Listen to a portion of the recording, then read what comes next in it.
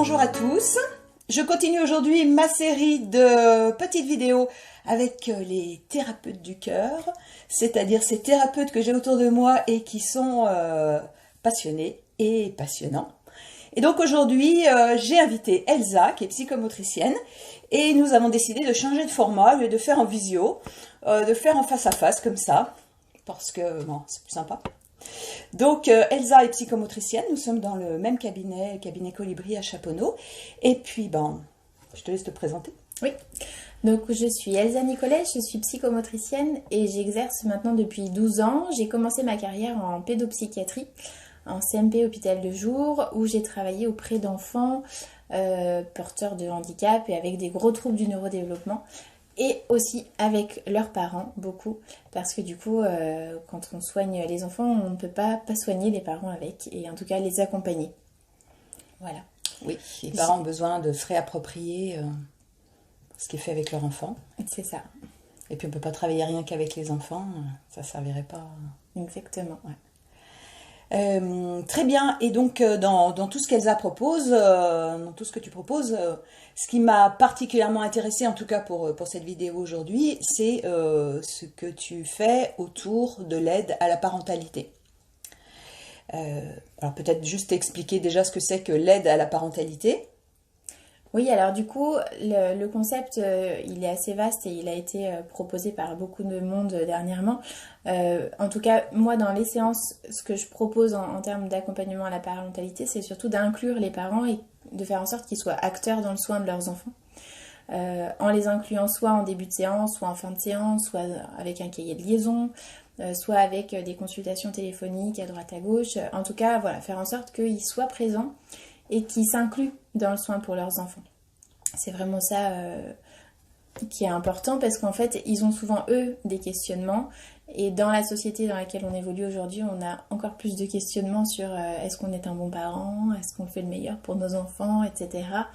Et l'idée, c'est vraiment de pouvoir jongler aussi avec le fait que on est aussi une personne et on peut avoir aussi ses besoins et nos enfants n'ont pas à nous tyranniser, par exemple. C'est une question qui revient aussi régulièrement. Voilà, globalement c'est ça l'aide à la parentalité. Ouais, d'accord, et quels sont les thèmes alors oui qui reviennent le plus souvent? Oui, alors les thèmes qui reviennent très régulièrement en psychomotricité, hein, pas avec n'importe quel thérapeute, mais en psychomote, c'est surtout la question de l'autonomie avec la marche. Est-ce que mon enfant il est débrouillard? Est-ce que là il arrête pas de tomber, ça veut dire qu'il va être dyspraxique? Est-ce que, enfin voilà, il y a ces questionnements là quand les enfants sont tout petits. Très rapidement derrière, il y a toute la question de la propreté, avec je fais comment, est-ce que là il me teste, est-ce que ça va si je lui propose plutôt le pot tout de suite, qu'est-ce que c'est que l'hygiène naturelle infantile, parce que ça devient de plus en plus courant aussi. Et puis après, il y a toute la question de la gestion des émotions autour de 2-3 ans avec ces enfants qui deviennent très difficiles et qui s'opposent, etc. Et l'opposition est quelque chose de très difficile souvent pour les parents à gérer.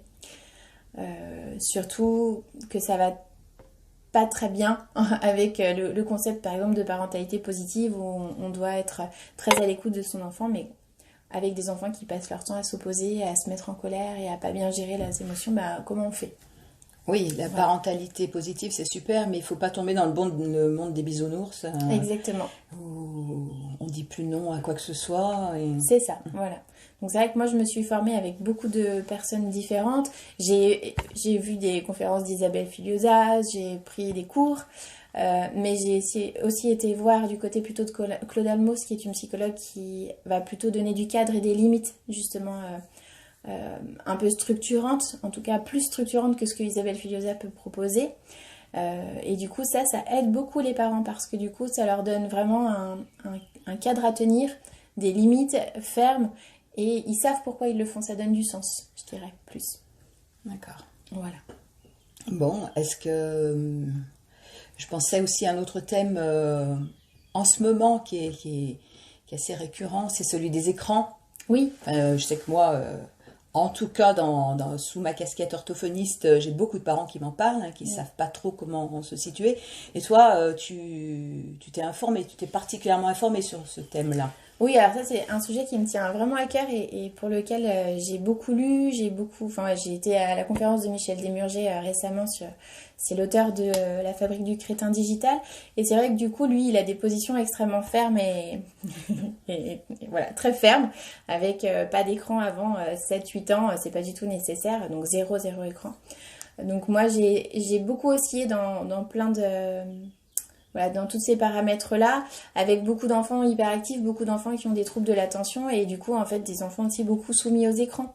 Donc forcément, une des premières choses, effectivement, que je propose aux parents, c'est quand même de réduire drastiquement les écrans avec ces enfants-là. Et notamment aussi les jeux vidéo, parce que, alors, les écrans télé, etc., c'est des écrans qu'on dit passifs, les jeux vidéo, des écrans actifs. Mais du coup, les jeux vidéo, en fait, ça tend énormément les enfants.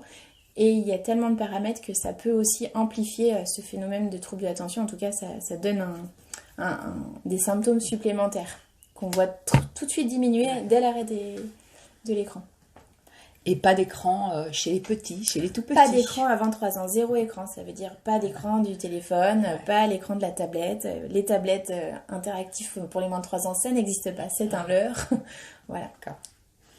Ben, moi, c'est toutes ces questions-là que tu abordes, toi, de ton côté en psychomotricité, ça m'intéresse particulièrement, puisque depuis quelque temps, je développe un travail plus particulièrement, enfin, sous ma casquette, du coup, d'hypnothérapeute, de coach de vie, je développe une aide plus particulièrement aux parents et encore plus particulièrement aux mamans qui sont en limite de craquage, en limite de burn-out familial, qui sont en surcharge mentale, etc.